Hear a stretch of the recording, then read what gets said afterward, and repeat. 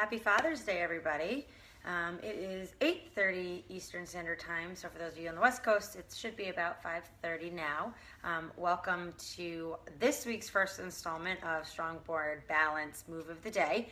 I was going to have my husband on here tonight as a Father's Day little fun thing, but unfortunately he is feeling a bit under the weather, and so he is not going to be joining us tonight, which is kind of a bummer, but hopefully I can get him on here a little bit later on in the month for you. But anyway, for those of you that were on last Friday, you knew we were kind of in chaos heading out to a wedding, and we had the best time and the weather was beautiful, and so now it is Sunday and we are back to the grind and getting ready for another very busy week ahead with our kids and family. So I'm going to jump right into this like I've been doing for you guys, and tonight I'm going to do a glute bridge.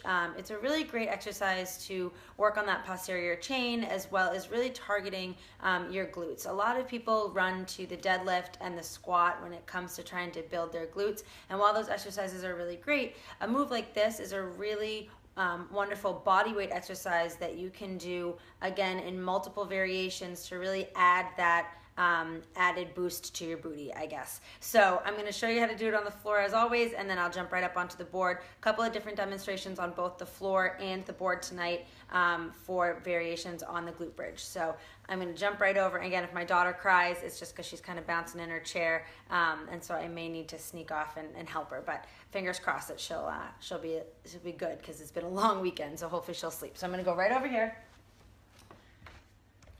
And again, you guys, oh, can't see me. Gotta fix the phone. There we go. That's better.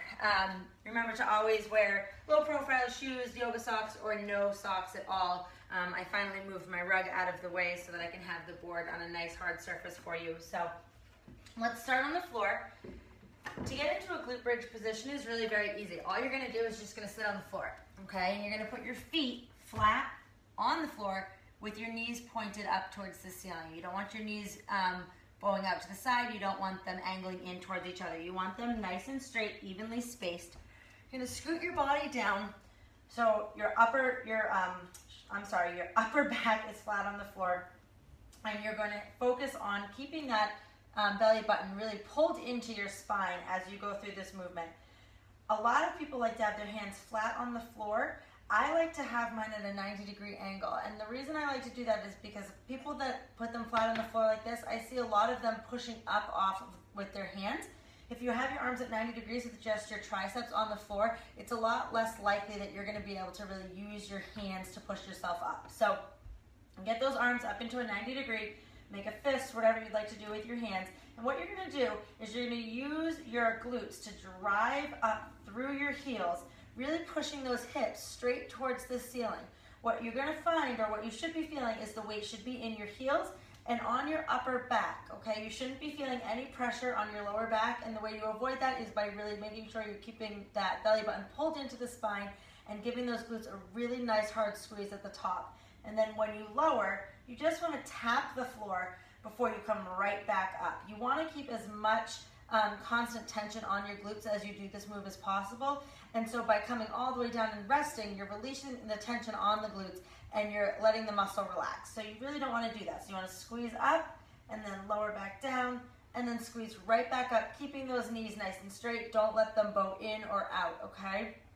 So that's a standard glute bridge. One of the variations that I wanted to show you while I'm down here is a single leg glute bridge. What I like to tell my clients when they're getting into position for this is to get into standard glute bridge position, lift those hips off the floor, and then bring one foot up and over. Some people prefer to have their foot pointed straight up in the air like this. Other people like to have it here. I prefer it here just because I find if it's up here, I find a lot of clients are focusing more on keeping that leg straight rather than actually using their glutes to pull themselves up. So once you get up there, squeeze those glutes, get yourself into position, cross that leg over, and then it's the same motion, lower and lift. Really focusing on pushing those hips nice and evenly towards the ceiling, okay? And it's the same thing for the other side. Cross that leg over, lower, lift right back up, okay? And as with many exercises, when it's a lower body exercise, lower body weight exercise, I like to tell my clients to do 12 to 15 repetitions rather than 8 to 12.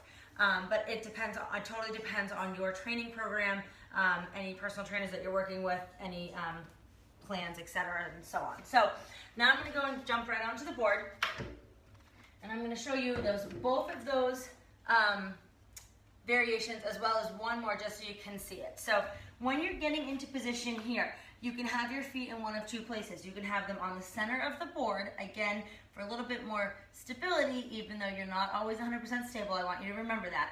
Or you can move them out towards the handles and really get that added shake. I prefer my feet on the outside of the handles or the outside of the board. So you're going to come down, get as close as you can to the board, lie flat on the floor. Hope you guys can still see me. Feet right up on the outside, right next to those handles. And as you can see, as I place my feet, my legs are already shaking a little bit. So get yourself into position, get those arms up, and then the same exact thing as you do on the floor. Driving through those heels, keeping your upper back in contact with the floor. Really squeeze those glutes to drive your hips straight towards the ceiling.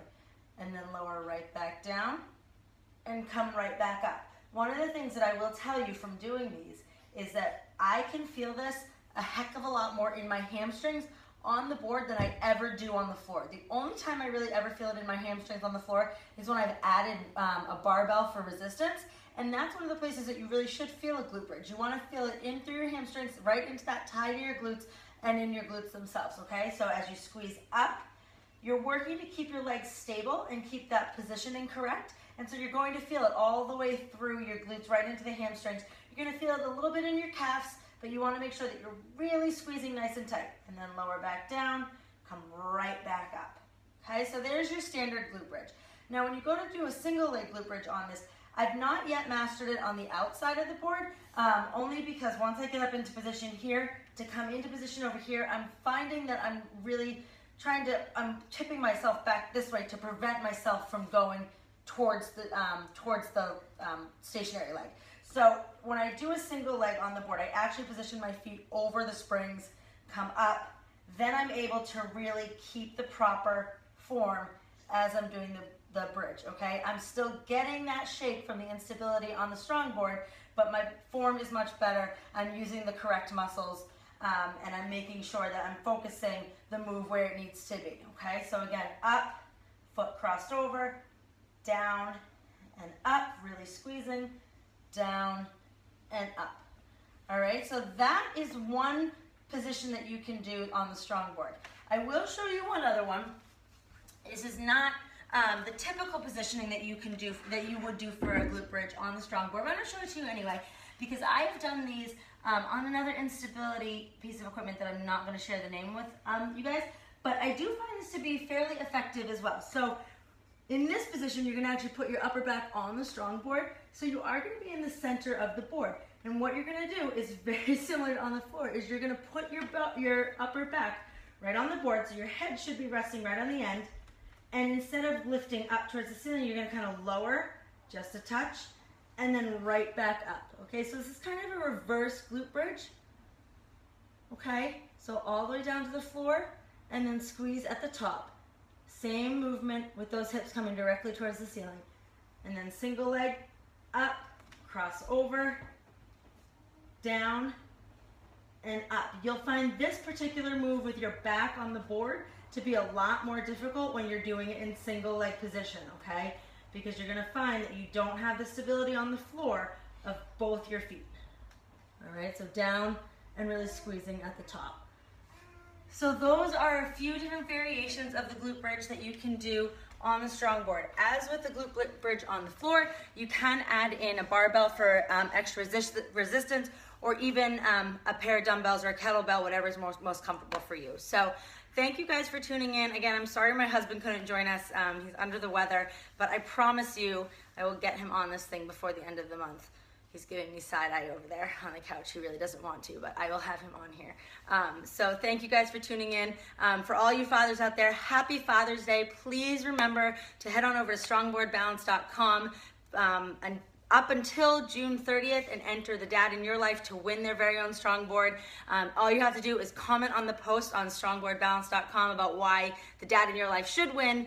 And then for those of you that Follow me on Instagram. If I get 3,000 followers, we're going to host a giveaway over there as well. So there's a couple of different ways you guys can win one. Should you decide to just buy one, which I highly recommend, make sure you enter RNF at checkout for free shipping. So again, thank you guys for joining. I'll be back on Tuesday night with another move of the day for you. I hope you all had a fantastic weekend. Make sure you get out there and sweat if you haven't already, and find your smile in the day, and I'll talk to you all soon. Bye.